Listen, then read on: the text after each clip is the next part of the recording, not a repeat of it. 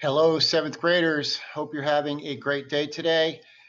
Today we're going to look at Chapter 6, Section 3. We're going to continue our discussion of the American Revolution, and we're going to look at a shift in the fighting is going to go from the Boston and the New England states to the Middle States. Chapter 6, Section 3 is titled Struggles in the Middle States. In the Middle States, you might remember from earlier in the year, we're talking about we're talking about New York, Pennsylvania, New Jersey, and Delaware, the four middle colonies, the four middle states.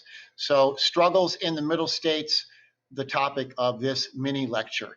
In Chapter 6, Section 3, we have a total of 6 vocab terms, 2 of which appear at the top of your reading here today.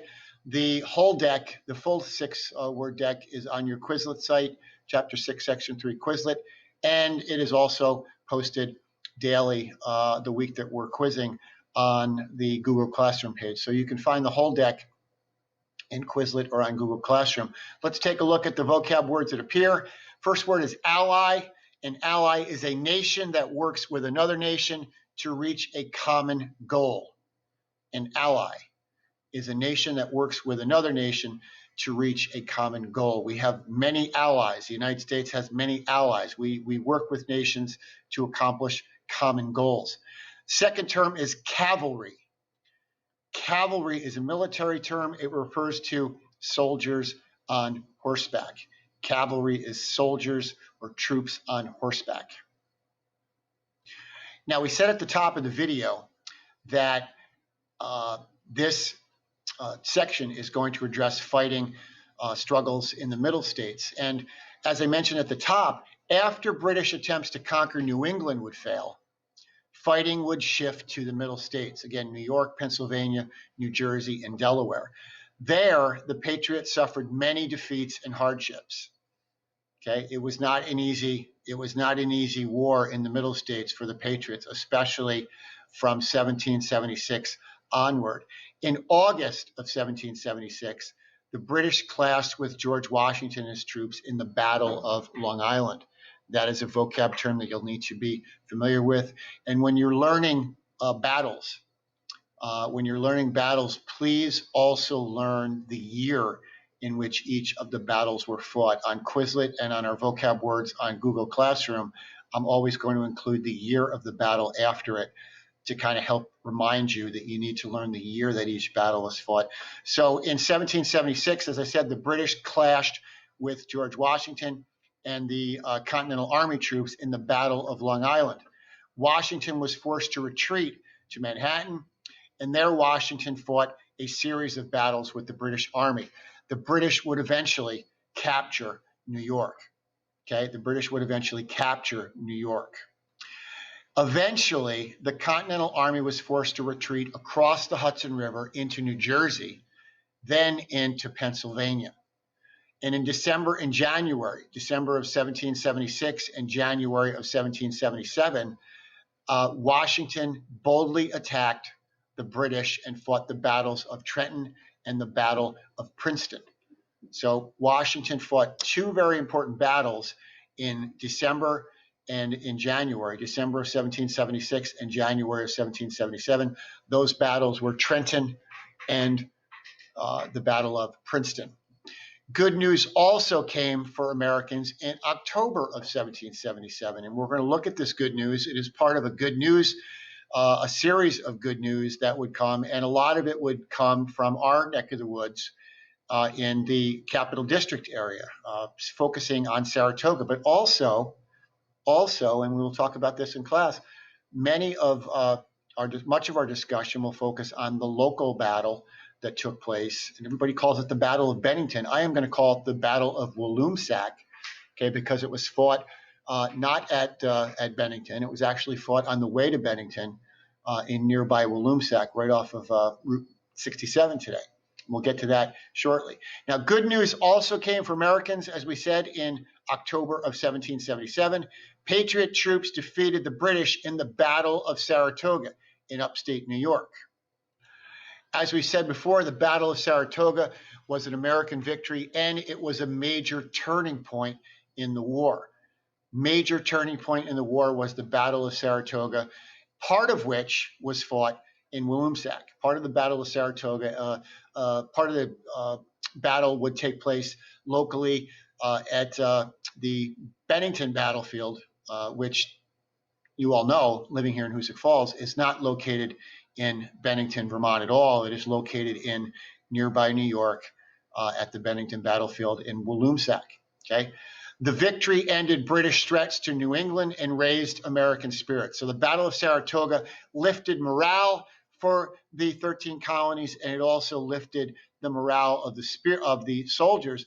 It also would finally convince France to become an ally of the United States. One of the reasons the Battle of Saratoga is so vital to the efforts of the 13 colonies is because once the colonies win, once the Continental Army defeats the British at the Battle of Saratoga, it finally convinces the French to hop on board and join us as an ally. Other countries and individual volunteers also gave help to the Americans. Foreign military officers, such as the Marquis de Lafayette from France, helped train American troops and cavalry. And finally, Washington's troops still suffered hardships through the long winter of 1777 and 1778 at Valley Forge, Pennsylvania. We're going to see a number of video clips on Valley Forge. Lacking food and supplies that winter, many soldiers fell ill and victim to frostbite.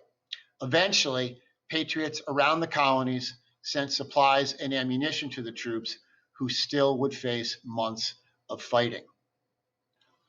Now, our chart this lesson is titled Saratoga, Turning Point of the Revolution. No one should forget the Battle of Saratoga is the turning point. It's considered by historians the turning point of the revolution. And this chart is going to show us why. Okay, this chart is going to show us why it's a turning point. Before the Battle of Saratoga, France was giving Americans money and supplies, but officially stayed out of the war. French did not want to openly help America unless he was certain that the Americans can win. The French king did not want to tick off England and the king by supporting the 13 colonies, by supporting the United States, unless the king of France had a good sense that the Americans could win the war. And after Saratoga, the king of France and others around the world began to say, hey, wait a second, these Americans, these guys might be able to pull this off. So it's at that point before the war, okay, before the Battle of Saratoga, that there was concern. The king did not want to help the Americans unless the Americans showed promise of winning the actual war. Now, with the American victory at Saratoga, the victory proves the Americans can win, and France will then openly and officially become an ally of the United States and give the Americans military support, financial support, supplies, everything that France could do, they could now do out in the open because they were officially becoming an ally of the United States. And we're kind of proud of the fact that they were doing it now, that the Americans showed that they could win a major battle. France had a good feeling that the United States could eventually win the war against Britain. There were still some questions. There was still some uncertainty. There still would be a lot of fighting left after the Battle of Saratoga, but it officially becomes the turning point because it convinces the French to join the American cause as our ally. Two questions at the bottom of the page. Let's take a moment to answer each of these. The first question is based on your reading. Okay, what happened after the British troops captured New York? What happened after the British troops captured New York? You're going to answer that question by referring directly to the reading. Question 2 is based on the chart that appears above. And question 2 asks us to consider the following. What did France decide to do as a result of the American victory at Saratoga? Use the chart to answer question 2. And when we return, we'll look at chapter 6, section 4, and we're going to be looking at a chapter section titled Fighting for Liberty on Many Fronts. We're going to look at the role of many, many others during the course of the American Revolution in Chapter 6, Section 4. And that again is titled Fighting for Liberty on Many Fronts. Until then, guys, we'll see you soon.